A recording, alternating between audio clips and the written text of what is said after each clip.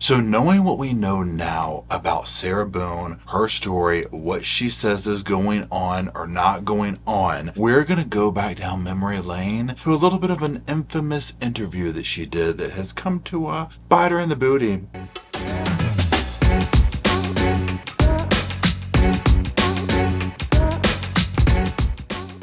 Now y'all, before we get too deep into the video, I do want to give a shout out to today's sponsor, Aura, for making this video possible. Now y'all, little Bo Duke has got the property security on lockdown, but he hasn't quite figured out the whole identity internet thing, but that's okay because Aura's got us on lockdown with that. Have you ever looked yourself up on the internet and found like all the kind of private information you can find out there? Well, I did so, and my goodness, I even looked little Bo up here on the internet, and let me tell you what, he used to be real rowdy. Now y'all, I thought that I was doing really good scoring some good concert tickets and whatnot, but then it turns out that we had a security breach with Ticketmaster, which I totally found through Aura. Yes, I do really use them. Yes, they have absolutely helped me in letting me know these things. Just the Ticketmaster situation alone affected over 560 million customer records. Even AT&T, they had two breaches. One affected over 2.5 million customers and another over 9 million customers impacted. Even Dell suffered a breach. 3.9 million customer records were affected. But the end all be all of breaches that Aura, yes, let us know about was this one. The National Public Data announced that they had suffered a major breach, potentially impacting every single American. Let that sink in. The incident compromised over 2.9 billion records. Now, these were used for background checks, including personal information, full names, addresses, date of birth, phone numbers, you name it. And the most scary and the most important of that is your social security number. Okay. And sadly, it was confirmed that, yeah, the members of the hacker group did release this sensitive info online for free. So what exactly is Aura? What do they offer? Why can I sleep better at nighttime using them? Well, I'm about to tell you. So look, Aura does a numerous amount of things. They monitor personal data, social security numbers, and this is across billions of data points. We're talking the dark web, public court records, you name it. They're looking for things like potential identity theft, and they also cover you up to $5 million in identity theft insurance in case the worst case scenario happens to you. Now, this next thing is the part that I absolutely love, and in the world of notifications, this is one notification you want to keep on, okay? So they have real-time alerts for data breaches, a VPN for secure browsing, a data broker opt-out to stop companies from selling your personal information, and a password manager to help you create and store strong passwords, and more. Y'all, just that password manager and that opt-out thing right there, okay, I've gotten my money's worth for 3 lifetimes over with those two things, okay? So look, while Bo's guarding the perimeter of the property, Aura's guarding the perimeter of my identity in life, okay? I'm not leaving myself, my family, or anybody else out there that I can vulnerable to these breaches. Go ahead, you don't want to miss out. Try Aura today. You can go to my link. It's in the description below, and it's aura.com/reportinglive. Now, they're going to hook you up. You're going to get 2 weeks for free. Now, that's plenty enough time to tinker around in the app, see what they do, see if you like it, and then stick with it. 100%, I think you're going to love them. You're going to see how easy it is to use and how much they let you know how much of yourself is out there. So again, don't miss out. Aura.com/reportinglive. Hello, Sofa Squad, and welcome back to the sofa. The sofa's still back there, and my name's Paul, and I'm still right here. Welcome to the channel if you're new, and if you're not new, well, welcome back to the channel. Now, what we're going to be doing today, like I said, is we're going to be revisiting that Sarah Boone interview. We're currently watching the trial unfold, seeing what's going on, and I wanted to go back through the interview. We did this many moons ago, right, when this case was new, but knowing what we know now and learning what we've learned, I want to go back through the interview bit by bit and just kind of talk about it, analyze it, all that type of stuff. Now, do understand as we move forward here. Now, before we continue on, just understand I am not a professional. I am not credentialed. I ain't no cop. I'm no lawyer, no body analyst, no behavior analyst, no therapist, none of that fancy credentialed stuff, okay? Only credentials we got up in here is a sofa and some sass. So just know that. I am just literally making opinions and whatnot with public information here. So do with that what you will, form your own opinion, do your own research, all that fun stuff. Okay, so that being said, the way way this is going to work is we're going to literally just start from the very beginning of this interview and go through it. This will probably be broken up into a few different videos because this interview comes in an hour and 55 minutes, just the interview alone. So you can imagine once my big mouth starts running how long this would be. So we'll probably break this up, whether it's 2 parts or 3 parts. We'll just see how it goes, okay, and how much we get through. But for now, let's get the first clip up on the screen. I'm going to have you sit in the green chair that doesn't move.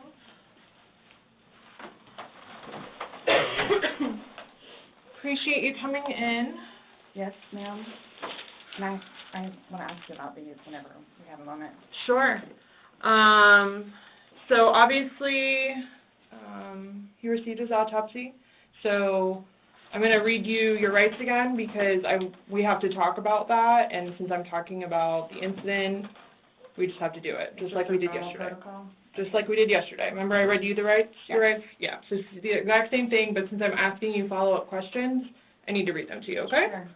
Okay, stop right there. A couple of things. First of all, what we're watching is Sarah coming in. Now, what we have learned so far is that she is claiming that these detectives basically tricked her and said, to get your phone back, you have to come down here because the female detective we see here is pregnant. She doesn't feel like coming down. And when Sarah gets there, they're like, oh no, it's upstairs. We want to talk to you. So she goes up there. Now remember, she's also saying, oh, one of the detectives is wearing a firearm. And the crux of this whole thing, the center of it that we've been watching, is Sarah trying to get basically this suppressed, right? Because they didn't read her last Miranda right. Okay, now at this time we know that was overturned. I'm recording this on October 6th, okay? So it's like a day before the trial. So we know that was overturned, so they're going to use this video, right? One thing here to keep in mind, with Sarah trying to say that she was coerced or forced, whatever, and that, oh, this was, their policy and this and that and the other. Sarah is the one who said the word protocol.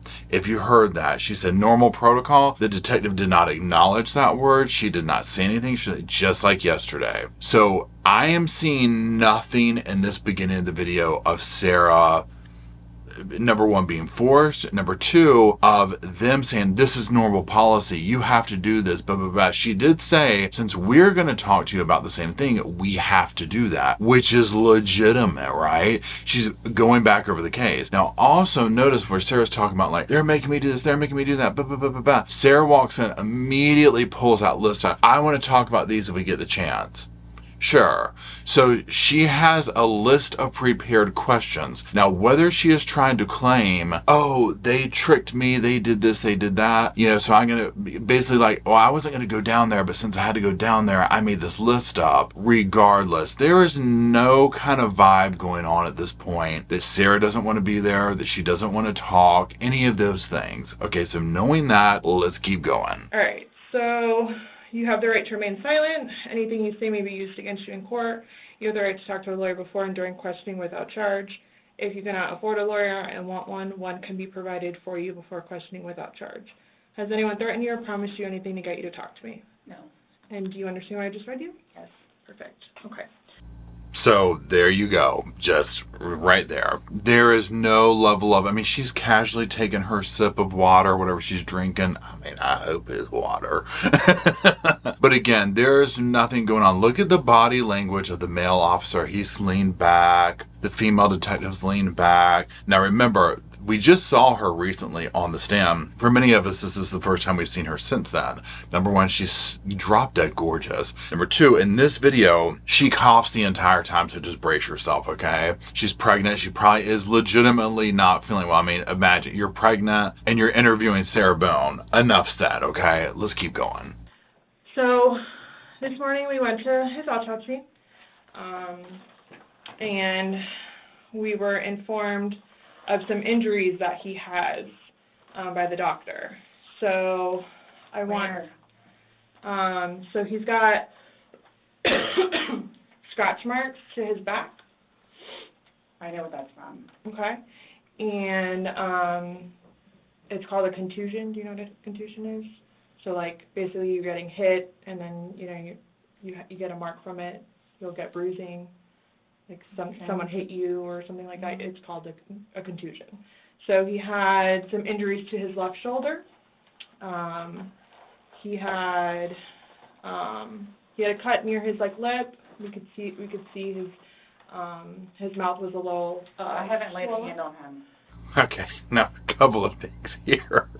Let's just start at the end. Okay, when she was listing all this stuff off, first of all, Sarah's in here. She feigns this confusion. We've seen her do this on the stand now, right? Where she was like, what was that last question, the Miranda question? I'm confused. Was I supposed to have heard that? I certainly would have answered if I'd heard it. And now where she's in here, now the only thing she says with the back scratches, she's like, I know what those are. I mean, we know what she's going to say if you've been following this, but she'll explain herself in a minute. Pure cringe. Just right out of the blue. I didn't lay a hand on her. It's just like, she has a problem with telling on herself, okay? It's the same thing where Sarah's allegedly saying that she called this female detective the night before on her private cell phone talking about, I feel like you're tricking me and trying to set me up or whatever. What? Why would you do that, okay? And same thing here. Why are you blurting that out? Yes, you can kind of put two and two together. The officers are naming all these injuries. But again, if you didn't cause them, you would probably be like, how did they get those? Okay, how would you get that? Like, what do you think happened? Not like, I didn't do it. You see where I'm going with this? So let's keep going. Okay. Also, too, he fell off my son's bike, Okay. so I don't know. And he's notorious for running into the wall or the hall tree. So Okay. I don't- What about the scratches? Because there's also sex. Yes. Okay. Because there's also like a scratch on like the back of his neck, like kind of like going, but it's like going straight across. I have no idea what that's from. And they're all recent. Like they occurred recently. It wasn't something that occurred post or that occurred a week ago or 2 days ago, 3 days ago. They definitely occurred, the night leading up to when he was. In all honesty, we have not gotten into it. I'm sorry, y'all. Again, watching this again, I cannot with this. Oh my gosh. Okay, so she explains the scratches for SEX. And then, first of all, like, oh, he's notorious for running into things. Poor George, right? I'm just like, oh my God. And then for her to end that, okay, in all honesty, we hadn't gotten into it. Now, but again, remember, she's going for the battered wife syndrome, battered spouse, whichever you call it. So again, look at this through the lens of this, okay? Where she is trying to get out of this by claiming this. And here you go. We hadn't gotten into it. Remember, he's showing all these injuries, and the detective's like, this didn't happen a week ago. We're not talking about your son's bike. We're not talking about this, that, the other. We're not talking about he bumps into the damn hall tree, okay? We're not talking about some frisky business in the bedroom. You know what I'm saying? Again, it's what is said, it's what's not is said. It's what's blurted out, it's what's not is blurted out. That's where the truth is. That's why, the only thing I thought you guys were going to ask me about, which I was going to be honest with you anyway, are the scratch marks on his back. Mm-hmm. Everything else, I have no idea what it is. No idea what it is. Nonetheless, I've had my son over at the house, too, so... Well, your son was there when? When was he last there? Oh, gosh. From my understanding, he was there, last Tuesday? I don't know if it was Tuesday... Okay, so here's the thing. Number one, when she says, now pay attention to this, I was going to ask you guys about that. Now, to me, Sarah, she did not say this. This is an insinuation. This is an assumption on my part. I could be totally wrong. Sarah makes it out like it was one of the questions on that list. And as a matter of fact, did anyone ever get access to the list of questions? Is this public information at this point?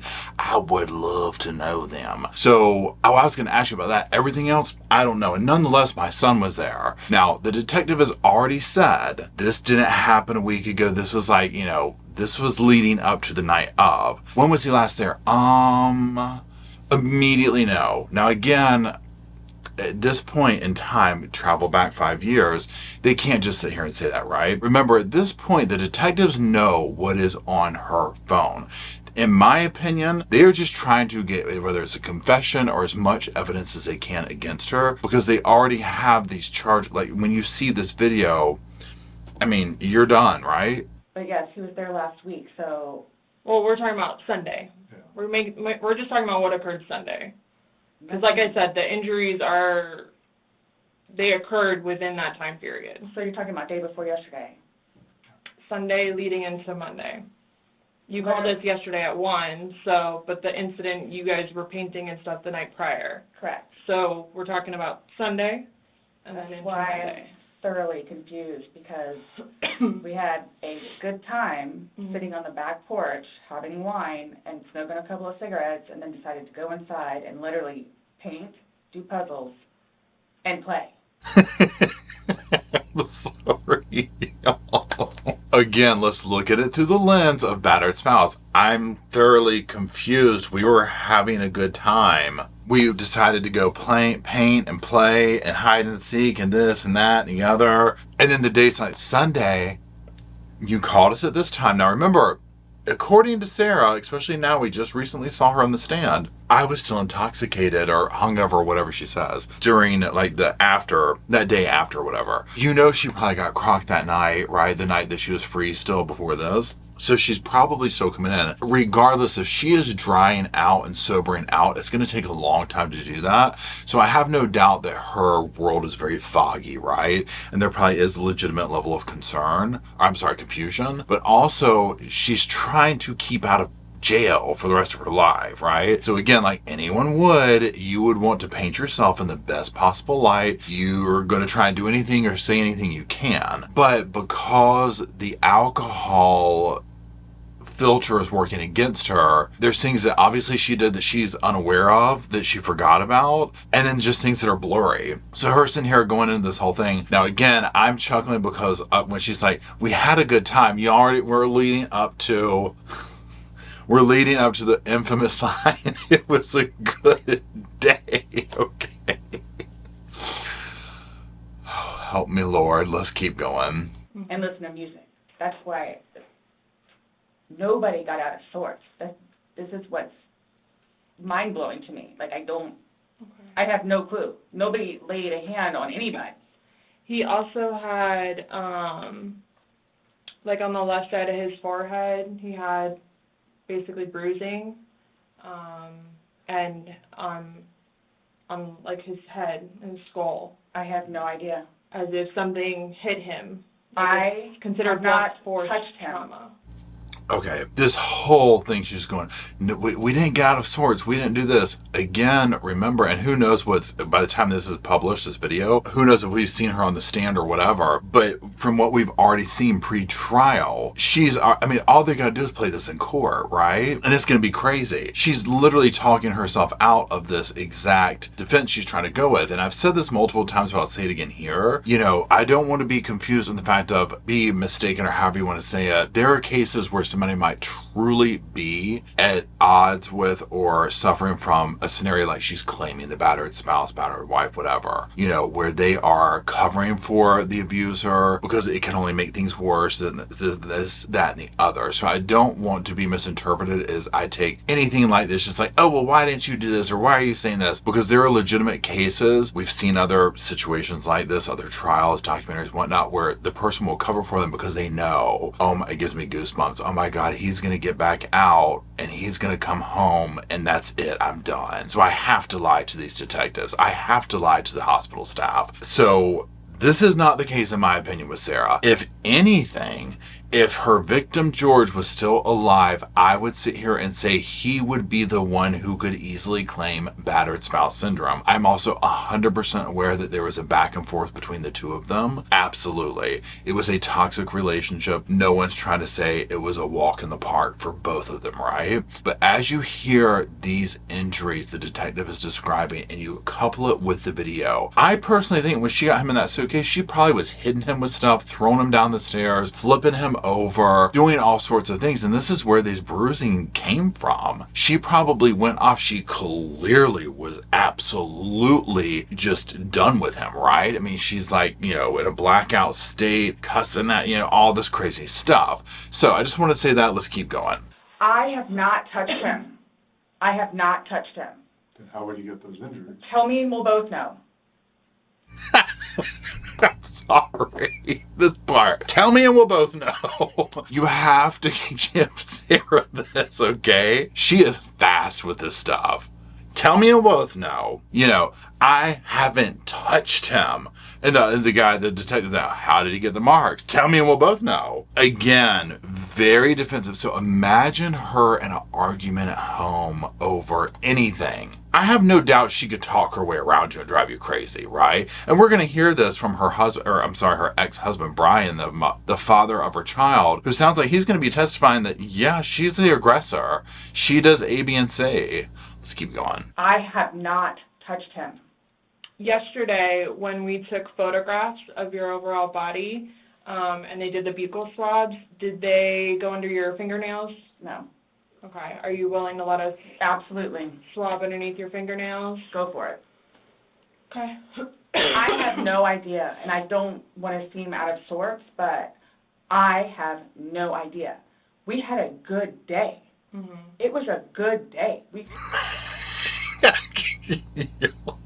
I'm sorry.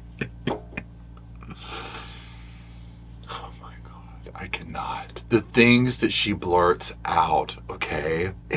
We had a good day. It was a good day. Now again, look at this whole little thing we just looked at through the filter of battered spouse syndrome. Also think about, one thing I'm thinking of is the show, this is the most recent scenario like this that I can think of, is the show what was it? Worst Ex Ever, something like that. And there was a lady on there several ladies. Like the first episode of the guy or whatever was about a guy who many of his exes got on there. Now, unfortunately, this would lead up to people dying and whatnot. Well, one of his victims / ex-girlfriend was basically talking like, he ended up making her, stay at their place or whatever. I'm trying not to say the kid word, but forcing her to stay somewhere where she was not wanting to be. And she's talking about like, finally he was like, okay, we're going to go to the store. And when they got there, she bolted from the car, had to run through the grocery store because there was nowhere she couldn't feel safe in there, gets to help, gets to the hospital, and she's still lying to the cops and the hospital staff being like, I don't want to say what's wrong. Man had shaved her head. They showed video of this and you can tell how petrified, like, something's wrong, but she's still trying to cover up because in her post interview, she was lucky enough to live. She's saying,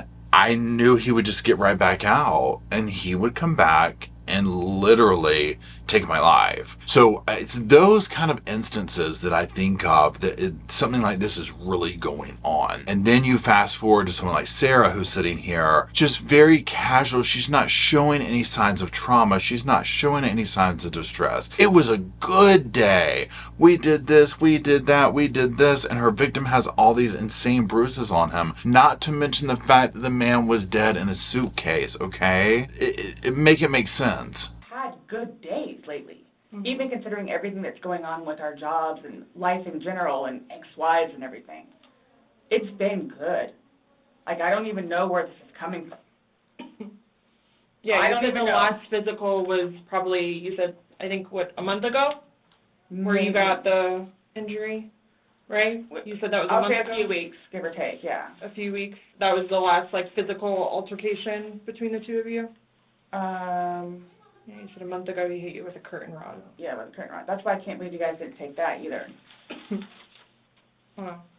Now, did you hear her on that? I can't believe y'all didn't take that either. Gaslighting them like, what kind of detectives are you? Now, here's the thing with this. I was just sitting here thinking this, and I'm like, okay, hold on, I got so many thoughts going through my head right now. So imagine back to other scenarios we've seen, other situations where the perpetrator, the abuser, is downplaying stuff. This is exactly what she sounds like. It's been good recently. That's why I'm so confused. What are you talking about? I don't know how they got those bruises. I don't know how this happens. Literally, it's like verbatim. Here's the tricky thing with stuff like this. So often in these cases, and let's just be honest, I'm not trying to be a certain way or whatever, most of the time we see this, it is the male who is the aggressor on the female, right? And so when you see scenarios, and again, I'm not trying to sit here and discount the fact that there was bad stuff going between both of them, okay, 100%, I get that. But it throws people for a loop when it's a female who is the aggressor upon the male. And that gets into an entire conversation of social norms and expectations and this and that, but we're not doing all that. It's just,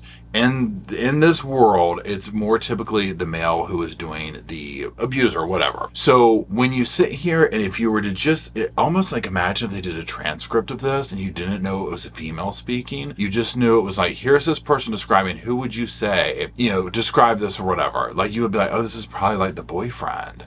And he's like trying to explain like why, the girlfriend was like had these injuries. You know what I'm saying? Like it's very interesting if you just remove all that type stuff and just listen to the words she's saying. I'm like, oh, we've heard this story 100 times. It just typically comes from men excusing away why the wife is, battered. You know what I'm saying? So it's crazy. And again, these little gaslighty things that she does with the detectives, trying to explain away everything. And we've only seen it get worse, right? I mean, she's trying to sit here and say they lied and all this crazy stuff. Now, let's keep going. Like, we've been good. I don't know if, it's since the last time he got out of jail. Like, we've been good, and he's been having his classes and seeing his probation officer, who's amazing. So... What do you mean by good? What's your definition of good? The probation officer? No, you said you guys have been good. What's your definition? I've been good. I don't think you all understand. He comes at me all the time. He comes at me. So it's either I flee or try to go upstairs and go to sleep. That's usually what it is. And I don't know if you talk to Brian about any of that, but most of the time when I flee, I go over there. So... I don't know if you talked to Brian about that. Now remember, this is her ex, who's allegedly going to get up there and testify that, she would come at him and whatnot. Now, here's the thing where Sarah's like, he comes at me. Okay, this could be the case, but this is how I envision this playing out. And again, this is just what I think happens. I think if they're both working, they get home, they start drinking. If it's Saturday, they wake up, they start drinking. And basically, everything just ensues from there. If you've been around alcoholics, if you've been around scenarios like this, it can be not just alcoholics, whatever. Anyone who's inebriated on something like this, there's an issue with it. It's a roller coaster. You could be going here and then all of a sudden you blink wrong and it goes over here. You know what I'm saying? And that's what I think went on between the two of them. So with Sarah acting like, I could just wake up Saturday morning and be painting and singing Sound of Music songs, and then he would just randomly come at me. I'm like, are we sure, Sarah? We weren't saying things to instigate, to push his buttons, to do this. With alcohol involved, there you go. Now, also the detective, well, what's good to you, Sarah? We're going to hear his version of well, what's a good day look like? I'd hate to see a bad day. Right? Again, the one-liners from everybody involved in this is just outstanding. Right, but you're saying that you guys have been good, and when I asked you yesterday, the last incident that you could remember was the curtain rod incident, which you said was a month ago, so... Give or take. Right. So what do you mean by he comes after you? He gets belligerently drunk. Mm-hmm. I don't know if you all have looked through my phone yet and seen any of the pictures and the videos that I have taken. This part right here. Yeah. First of all, her hair movements, remember, with people like Sarah, whether they're narcissist, sociopath, I don't know what the proper diagnosis is. I'm not qualified to give it, okay? But whatever she's got going on. Somebody said this recently, and I don't remember where it was. It was in the comment section or some video, whatever. But they were basically trying to say narcissists and gaslighters are giving you mini confessions. And so listen to them through the lens of these are miniature confessions on their part. Listen to her right now. He gets belligerently drunk and comes after me. So I'm viewing this as she gets belligerently drunk and comes after him. I think she's the type drinker who the second alcohol touches her lips instantly changes personalities. She goes immediately, and I'm talking a red wine, just sloppy, messy, nasty. You know what I'm saying? That kind of a drunk, right? That vibe is what I see her being, and just going down there. Now, the whole thing about, have you looked at my phone? I can't with that, okay? Because the detective was like, oh yeah, honey, we looked at the phone. And at one point, I started documenting everything. Okay. So you all will see in my pictures, bloody fingers, split foreheads, he split my nose. I've got this. Right. I don't know if Brian told you about it, where I had to have I had one really bad surgery, but then it got really, really, really, really bad, where I had to go 4 or 5 more times afterwards for them to tend to it, from him poking me in the back of the leg. Right. So it's... I mean, y'all, this part, I cannot wait to see her in court over this part because of how much you're going to see on the phone, you're going to see this and that. This is what tells me she has no idea that she recorded this. And it also answers this question because if you followed me following this case, one of the things that I've been like, I'm like, why does she record? Which I'm not complaining because this helps to bring justice forth. Why does she record all of this incriminating stuff, right? And I think literally in her skewed mind, like when she recorded that suitcase thing, she was documenting what she perceives as abuse against her. You see what I'm saying? Or maybe to go back and just look at it later. You know, I don't know, but it's like the fact that she's sitting here like, well, I've been documenting this stuff. I'm like, so that's what she's doing. That's why she loves that record button. But my God, has it not just worked against her in this video? Then why are you still with him? Everybody asks me that. When I tell you guys this, I really love him. Like I do. And I feel like I can help him. Like I feel like I could help him, which I did because he came a really long way from where he was in Philadelphia to moving back to here and to dealing with everything else that he's been dealing with. I've really helped him. I bailed him out of jail, 3 times. This part right here absolutely disgusts me because here's the thing. His family is going to hear, I mean, they've already seen this probably, right? But they're going to see it in court, you know, whatnot. Look at how instantly she turns on the fake tears. You know, everybody asks me that. You know, and then immediately turns it around to what she did for him. And this is the most bizarre part. And again, if you look at this, if you were to remove the visuals, remove the inflection that we know it's a female talking, and listen, like if you remove gender from the conversation, all this kind of stuff, and just listen to it, again, it is like your classic abuser type stuff. I've done this for them. I did all this. I brought them up. You can only imagine what this man went through on a daily basis. The nagging, the gaslighting, the picking at him. Sure, maybe he got jealous because she talked to other dudes or whatever. Again, I don't want to discount that it takes 2 to tango sometimes, right? Because there is documented evidence that there is things going back and forth. Even the state, they've said this, we've heard this.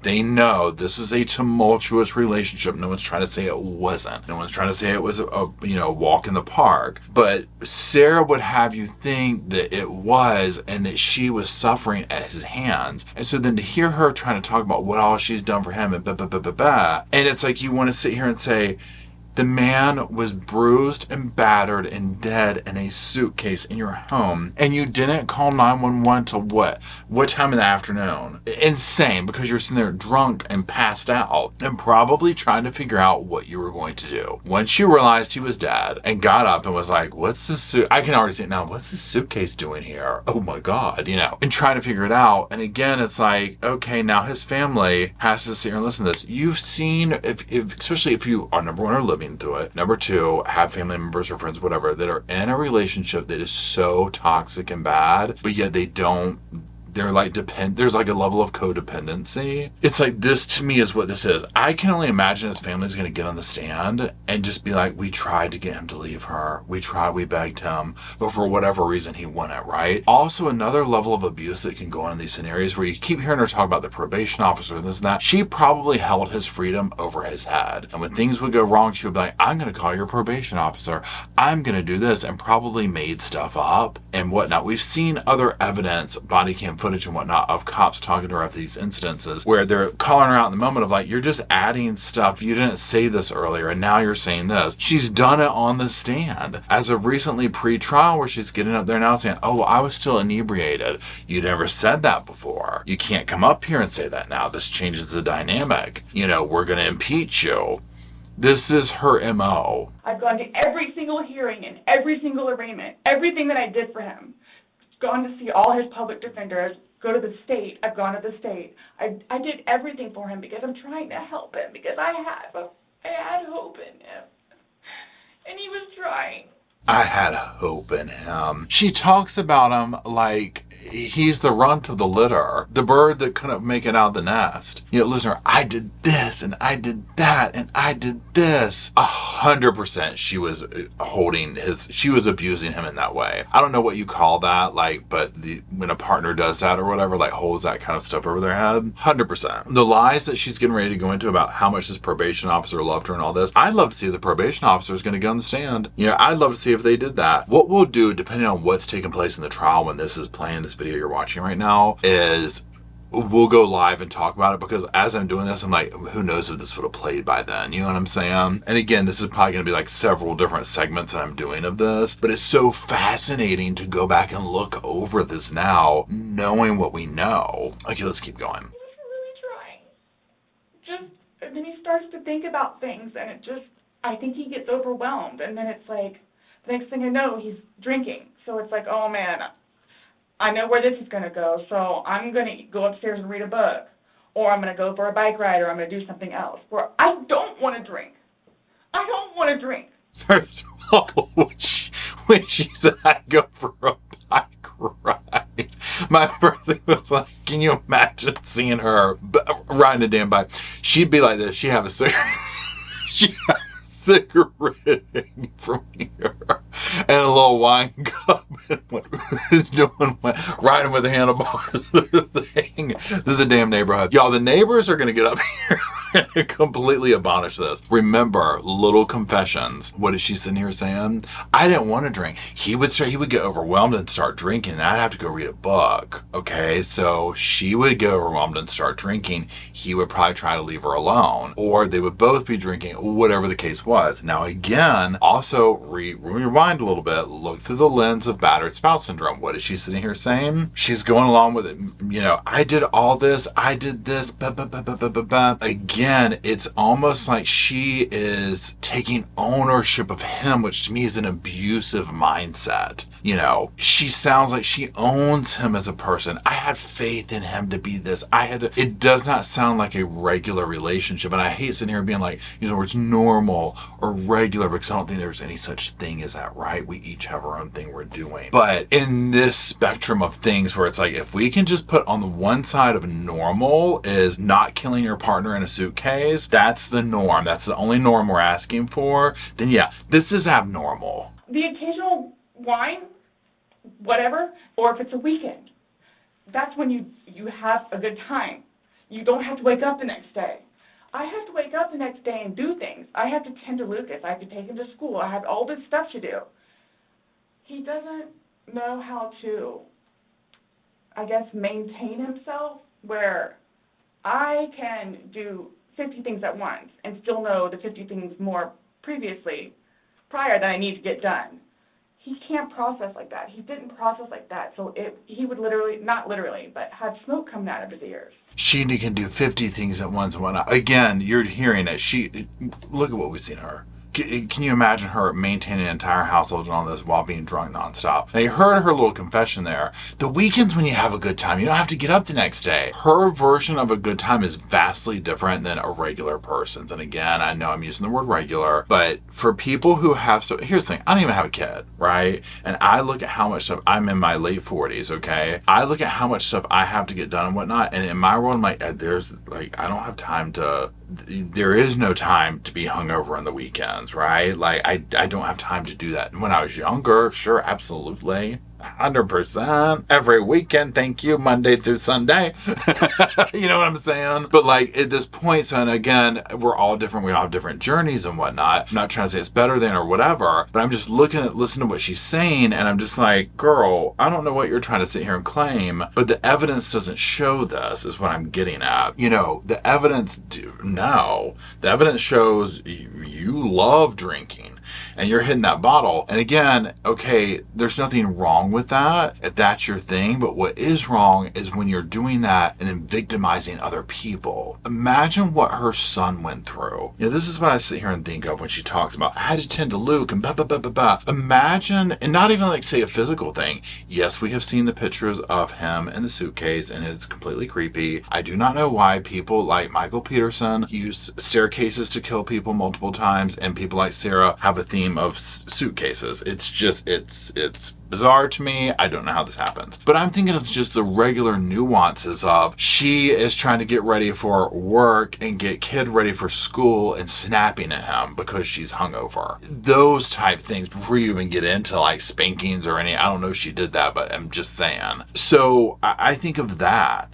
You know, I pray they don't have to put the child on the stand. Can you imagine? Imagine how traumatic that is for him going through this and seeing his mother.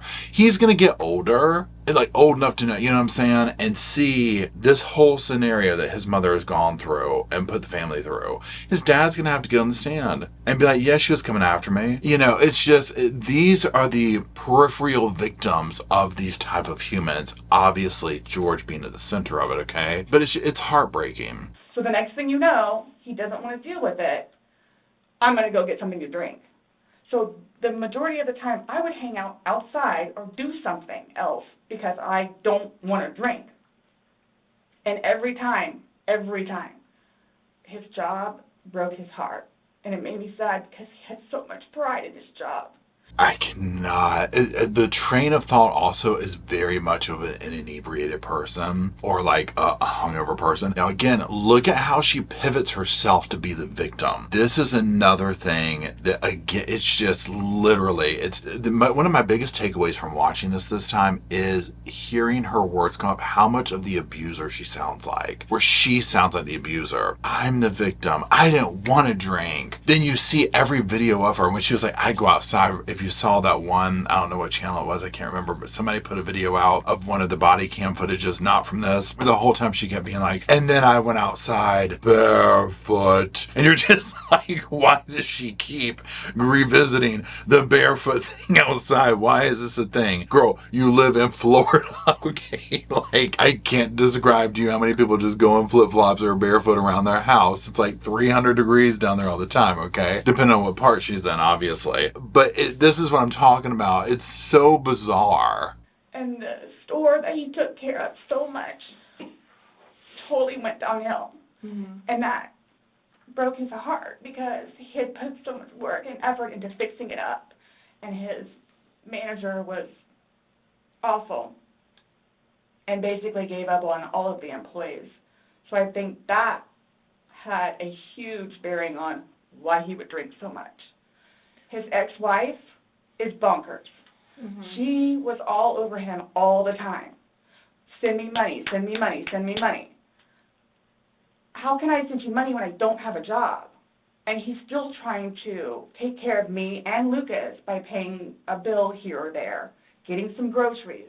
Imagine the type of girlfriend, wife, partner, whatever you want to call them, Sarah would be being involved with ex-baby mama, stepchildren, other children, that kind of thing. Imagine the drama she would put you through. You can already hear it reading between the lines. She was all over him. Give me money. Give me this. Give me money. Give me this. Bah, bah, bah, bah, bah, bah, bah. How am I supposed to do that without a job? You know, he had this job and the manager was terrible and bah, bah, bah, bah, bah, bah, bah. He would help out with a bill here or a bill there. Now, from what I've heard, and again, this is Sofa speculation, is that his life was more, how would you say, put together or happy before Sarah, okay? I would venture to put money on Brian, the ex, the baby daddy, the father, whatever you want to call him, the father of her son, their son, whatever, Sarah. I bet you anything he'd get up there and be like, my life is wonderful now.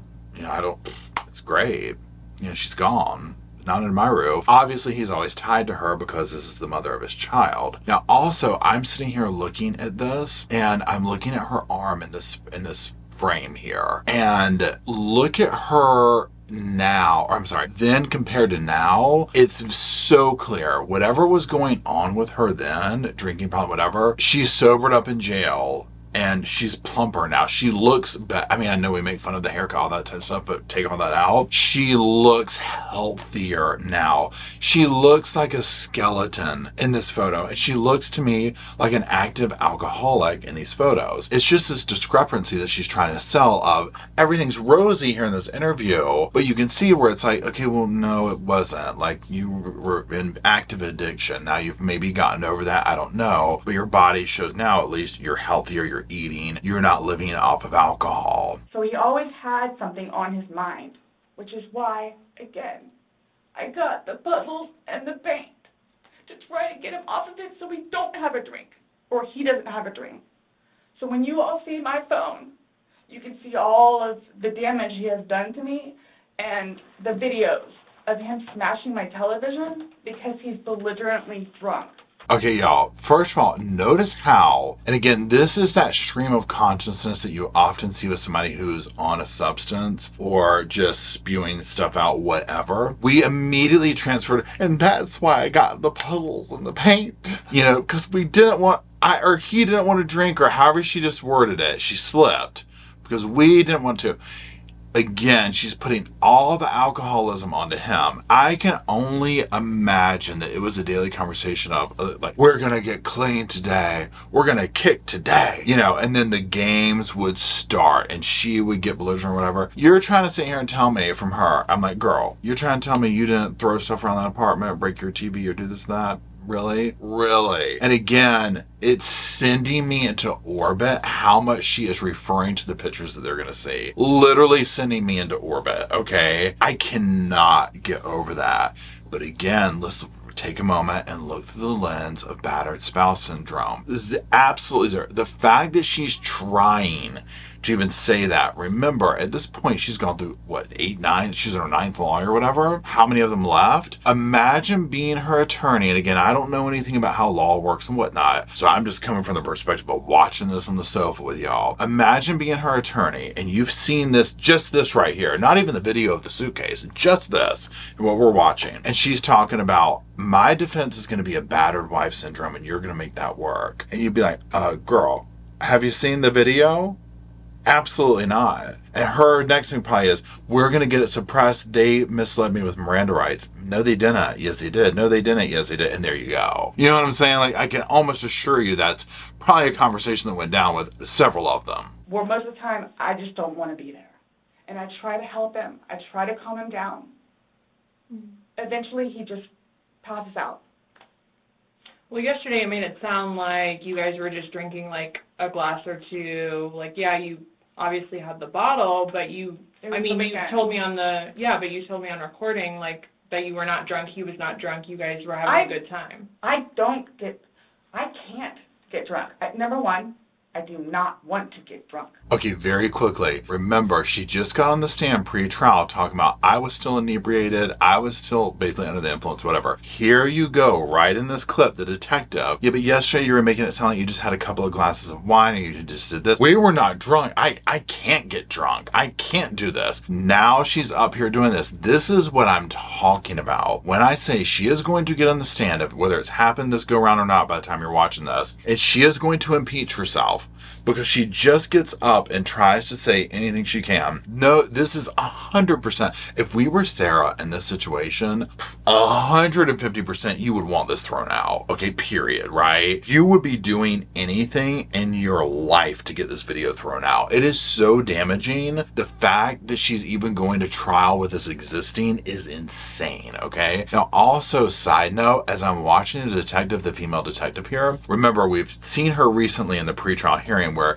she just had this very, again, drop dead gorgeous, just the quintessential 70s, 80s supermodel pout. You know what I mean? Yes, she has a little bit of attitude. I get that. I feel like now, because you can't really see her face in the video we're watching, but I feel like she was probably staring at Sarah with that, like, just this whole time of like, okay. Yeah, but yesterday you said this, because again, she's seen the video that they're about to show her on the phone, right, of what she did, and it literally blows this, everything she's saying out of the water. So they know they're sitting there being lied to. They're just trying to figure out, does she know she's lying, or does she literally, like, where are we at with this?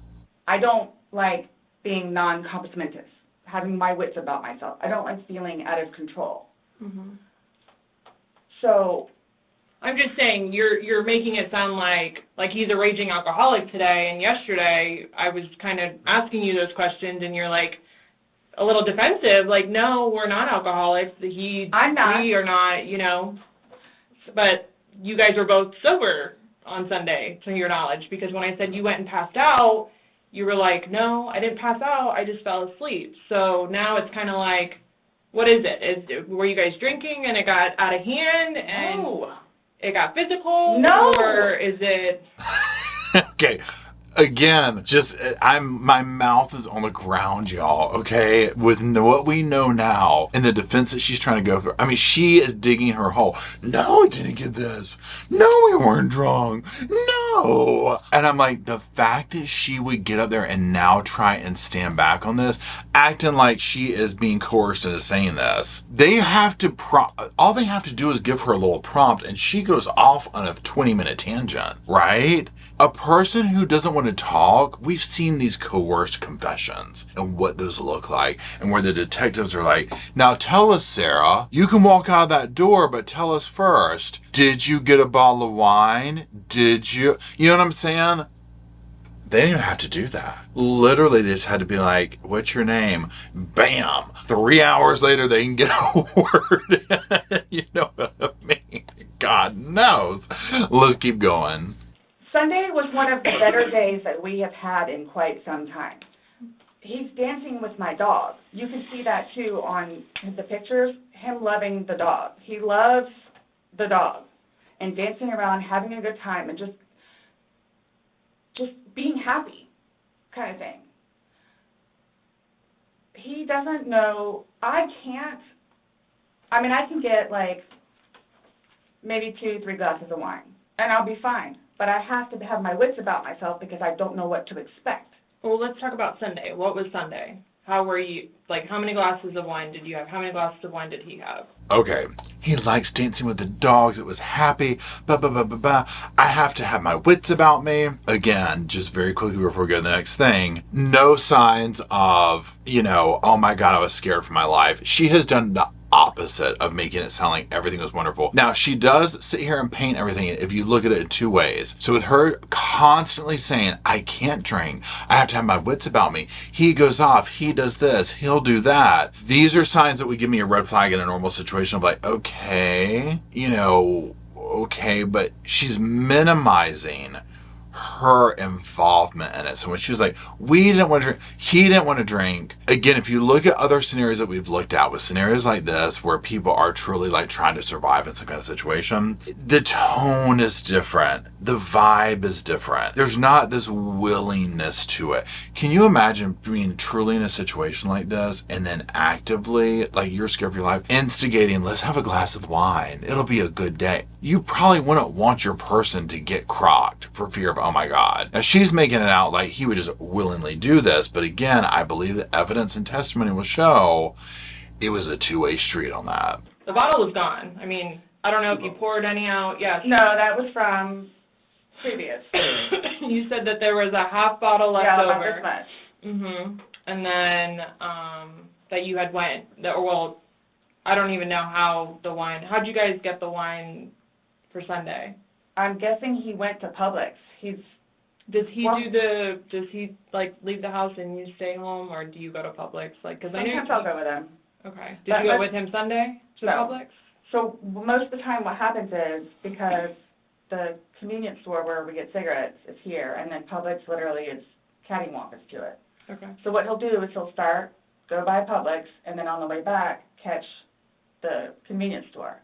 Okay. So Is that what he did Sunday? I'm guessing that's what he did, because the next thing I know, he's walking in with a bottle.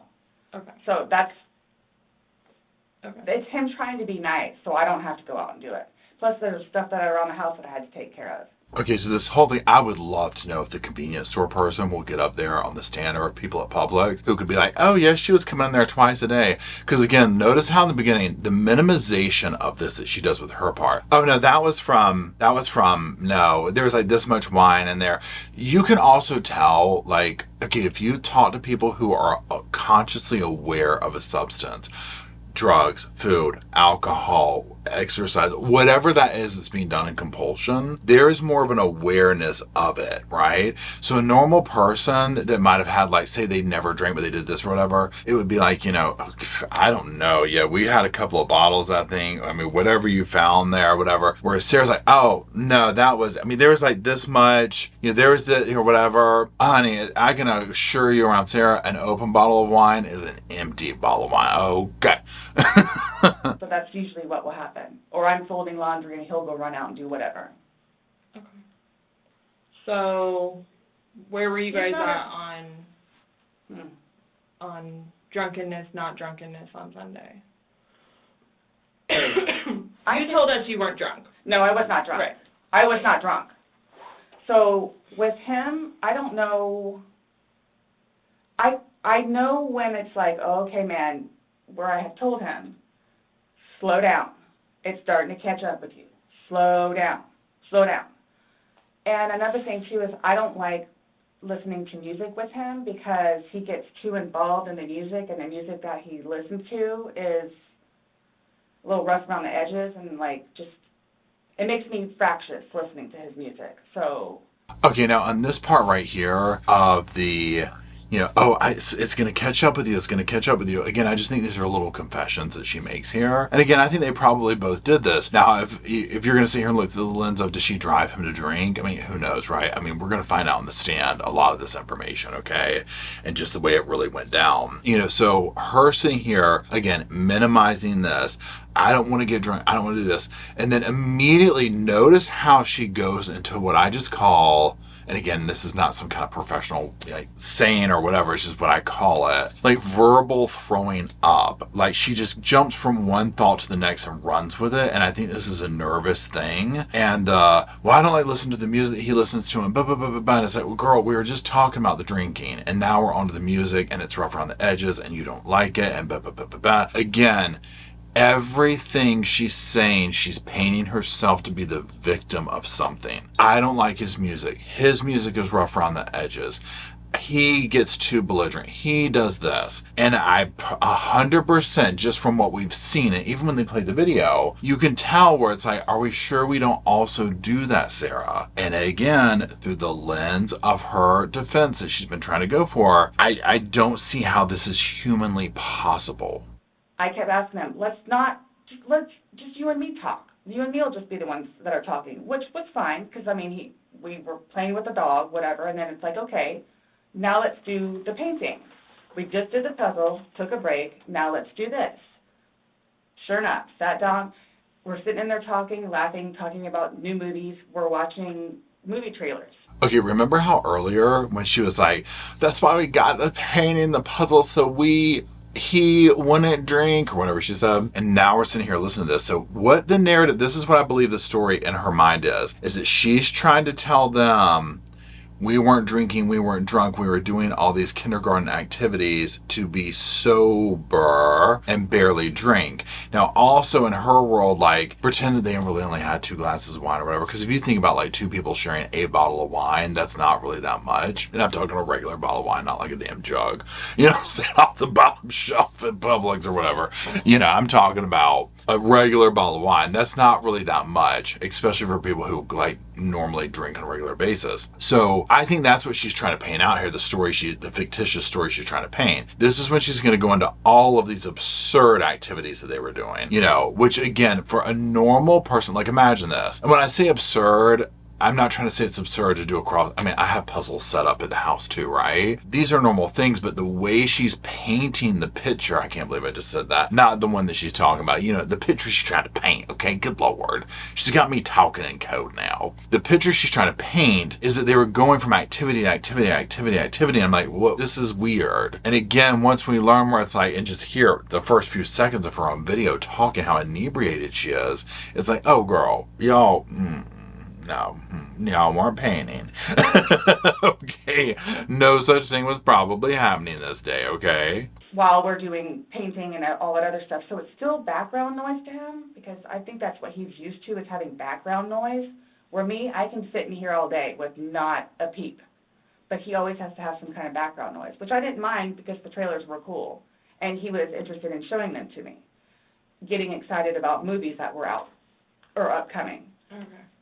So on your laptop you're talking about? Mm-hmm. Okay. And and then it was.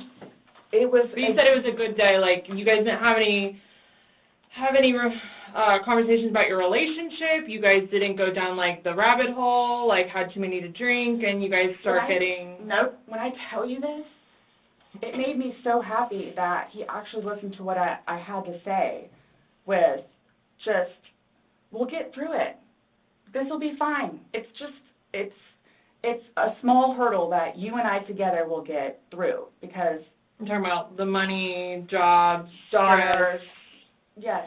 nothing No. relationship-wise, though. Like, no issues, did you guys have a conversation about your relationship, or was it just about, Just like, what's distressing? going on right now. Okay, the way the detective is trying to throw her, and not even throw her a life raft, but like, this is like the feeler that's like, the detective's either like, she's completely lying or she has no clue about this. Okay, this is the part that I'm like, what? And look at the way Sarah's like, no, again, it was a good day. We did this. No conversation about the relationship. No, we're going to get through this. Now, this is what gave me chills is when Sarah was like, it made me so happy that he like listened to me. And I'm like, yeah, because he was zipped up in the effing suitcase begging to be let out. Okay, it's called a captive audience, right? That obviously led to his demise. This is what's so scary. And again, when we sit here, and if you've been following this, you already know what's on that video, what she says about the relationship. The fact that she's sitting here telling the detective this is insane. Okay, again, because I think Sarah doesn't know that it's on video at all. Also, imagine the jury sitting here hearing this and then hearing the facts come out. Oh, I would love to see faces on the jury. I know they can't do that, obviously, but just my pettiness. I would love to see the look on the jury's face while they do this. I try to evoke it from him so he gets it off his chest because I call him the volcano where eventually he's going to erupt. Right. And what he has learned in his classes is to communicate, which is a huge thing in a relationship, Right. where he has been practicing communication. So he actually talks to me about things and unburdens himself. Put it on me. I'll sit there and try and figure it out for you like I have almost everything. Not a worry. Just tell me. Get it out of you. I mean, y'all, this is the way she paints herself as the savior. Listen to this too, again, through the lens of battered wife, whatever. Tell me, I'll figure it out. I'll do this for you. Put the burden on me. But. This is not the same kind of stuff you hear from these scenarios. And I get every situation of abuse is different. Okay, 100%. I do not, I absolutely will be shocked if the jury comes back and says she's not guilty because of that defense. Not at all. And I do not believe that she did this in this way. She's making herself sound like Oprah Winfrey up in here, having some kind of moment. You know what I'm saying? Where it's like, come on, George, let's talk about these feelings. Get it all out. We're going to work through it together. No, absolutely not. This is not the vibe that was going on. But it was, when I tell you, I was so happy. Like, it was such a good day. I kid you not. The weather was beautiful outside. I'm the one that had him go inside so we can do puzzles and painting and listen to music or whatever else he wants to do. So then he starts doing whatever it is we're doing together in the living room and then starts talking because I think he gets comfortable with, okay, you know what, we're here, it is a good day. Let me go ahead and explain myself. So I know. Nobody else knows, but I know. Nobody knew George better than I did. I say that I knew George better than himself. Okay, two things in this. Number one, that last comment. No one knew him better than he did. I knew him better than himself. Again, look at the way she talks about him like he's a pet. That's the word I've been looking for. She talks about him like he was a pet. Okay, and again, if you remove everything from this to where you don't know who's speaking, this is so like something you would expect out of an insane, like, abusive male in a relationship, right? It's literally what it sounds like. The continual going on about a good day, that is so not, again, I don't mean to use it. This is very abnormal sounding. People don't go out of their way to talk about a good day unless there's mostly really, really bad ones. And then you have to sit here and say, well, why is it so bad? She already said earlier, he helps out with some bills. A bill here or there, I believe is her exact words. So you're not financially beholden to him. According to Sarah, it sounds like she's probably paying the way. So again, who would be more at odds with having to stay if that was the truth, right? This is what I'm talking about where these little things come through. She talks so much. She tells on herself, which again is why she's sitting here talking about, oh, I was forced, or I didn't know this, or I didn't know that. Girl, you're on video. I mean, you can't shut up.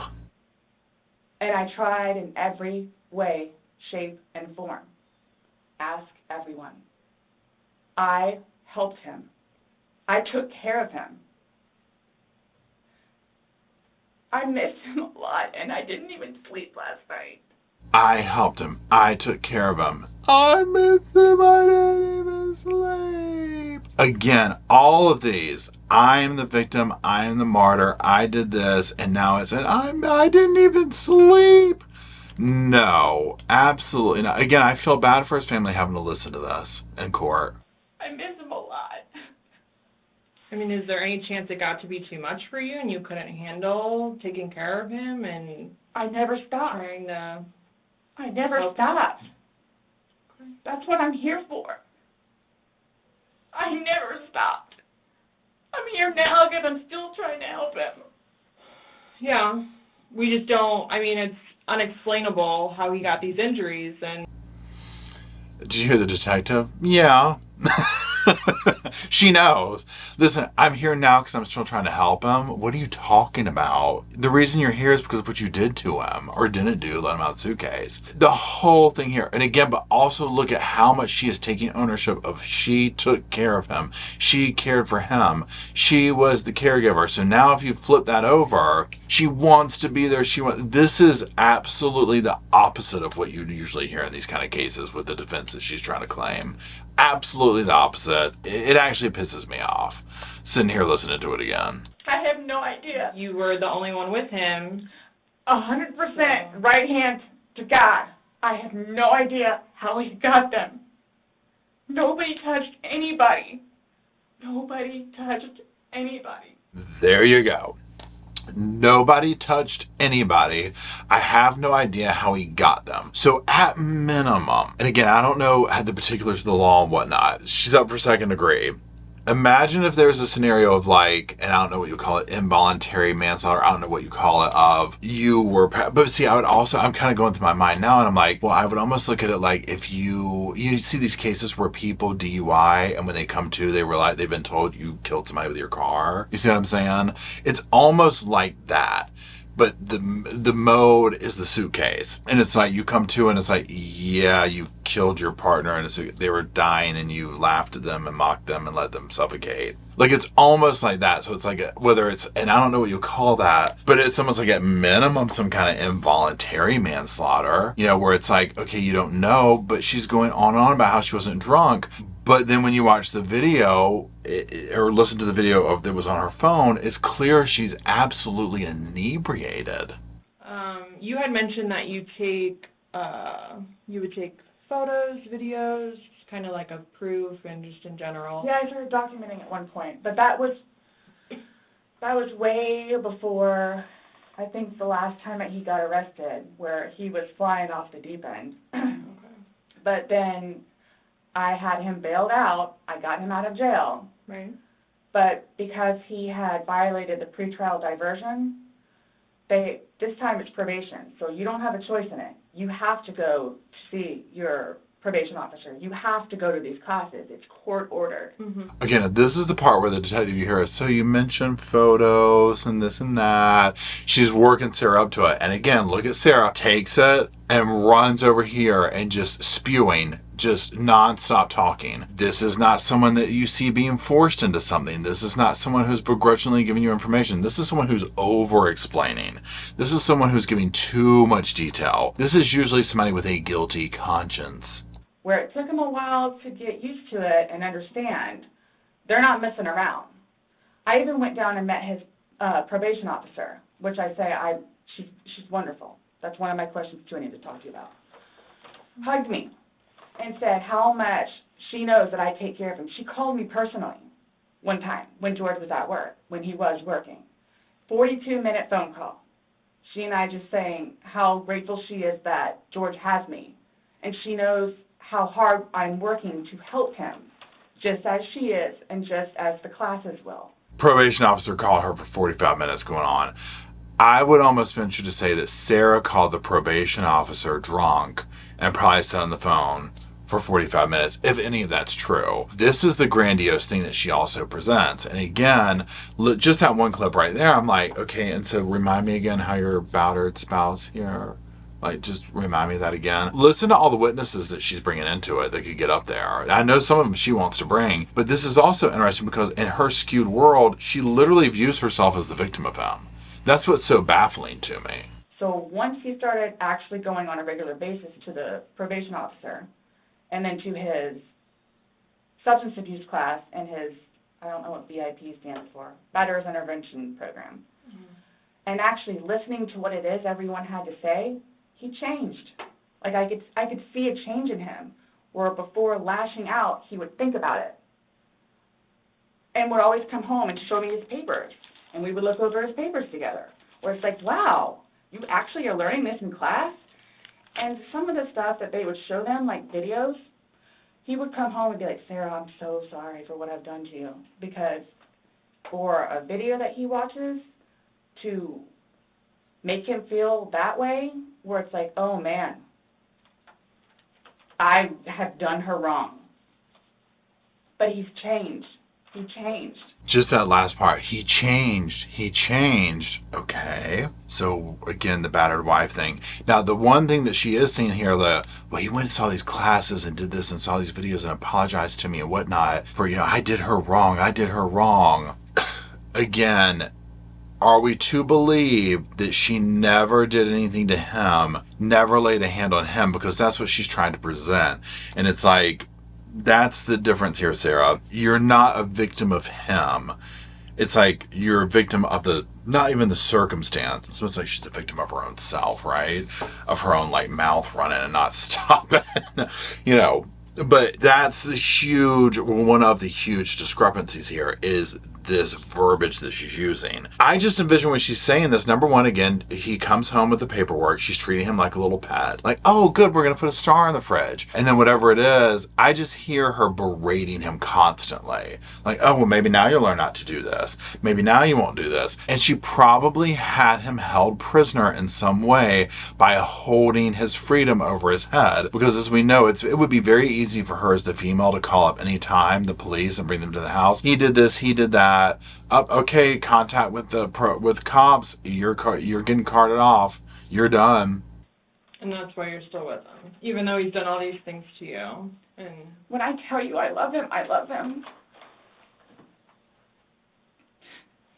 Even when you love somebody, you have limits. Everybody tells me that. All my neighbors don't tell me that. The office, property manager. At some point, somebody gets enough, then they have to do something to defend themselves. I would just flee, and I don't know if you would like to see it on my phone, or I think it's actually on a laptop. I can't, y'all. Number one, everybody tells me that. She immediately then changes and goes from weeping and crying. But the property manager, the neighbors, all these people are probably going to get up there and testify to a nightmare of a human being that she is. So when the jury's able to see that she's an absolute pathological liar, and you heard the cop walking her down this, but because she's so convinced she's the victim, she probably truly believes that in her world, right? She's that far gone in her own little world that she actually believes that. I mean, come on, right? So that's the dynamic here that I'm just like, oh, whoa. Now, what I want to do here at this point is, for this installment, we're going to pause it here, okay? Because this is going a little bit long. I do appreciate if you're still watching. We're going to do a part 2 to this, obviously, and keep going, because what I want to do is kind of come at it fresh with, we're about to get into the video, okay, of that whole dynamic of them introducing the video and kind of being like, oh, okay, Sarah, you've talked about it this whole interview. You've been begging us to look at the thing. Well, guess what, girl? We looked at it. Can you imagine the look on the faces of the forensic team that got the film first and then went to these people, these two detectives, talking about, yeah, you need to see this, okay? Can you imagine? And then the fact that they're all sitting there in this interview with Sarah constantly asking them to look at it.